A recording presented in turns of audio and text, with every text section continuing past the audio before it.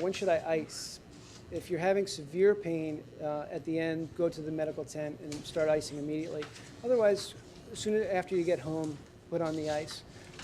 Now, a lot of people like to use ice baths. Has anybody tried this for your long runs? Not a lot of people, but I would recommend this. This is tremendous. It helps so much.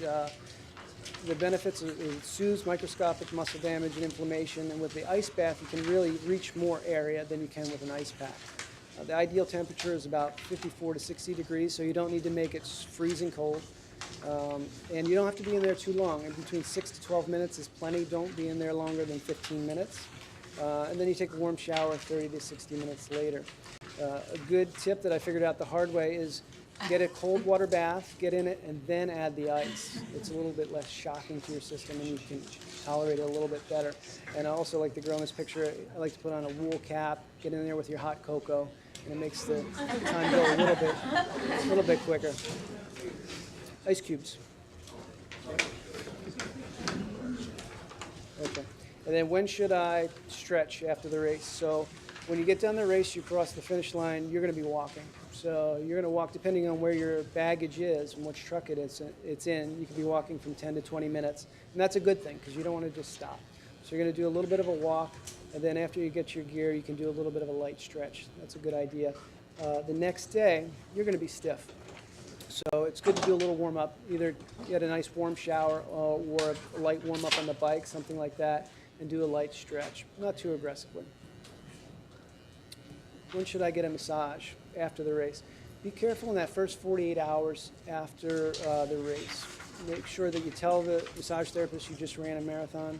They're going to do a flushing, which is a very light massage, versus deep tissue massage.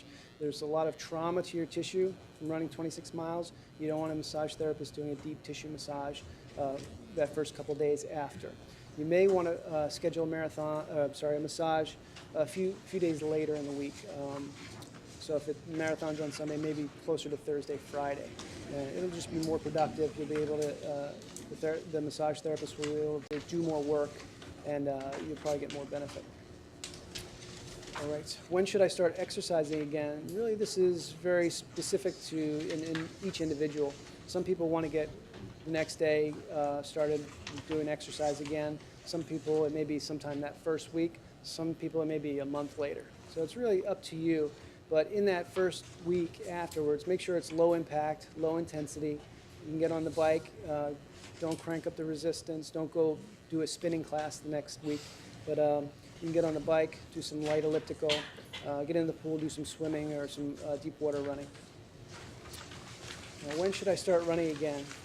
Again, very much depends on your preference when you want to.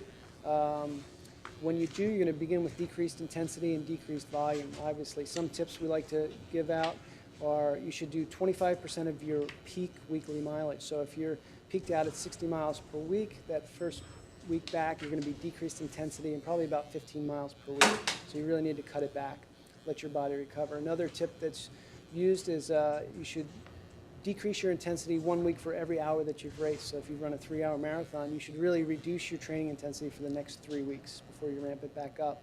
When you do go back out there, you might want to start up on soft surfaces, get out on the grass, cinder, track, something like that, just to decrease impact on your sore muscles and joints. You should avoid racing for about a month after you race the marathon. And then finally, easy question, when should I be enjoying myself the entire experience? It's an incredible race. I've done it 4 times myself. Enjoy your training runs, the expo, the pre-race meal, incredible race course with great fan support. Of course, enjoy crossing the finish line and celebrating.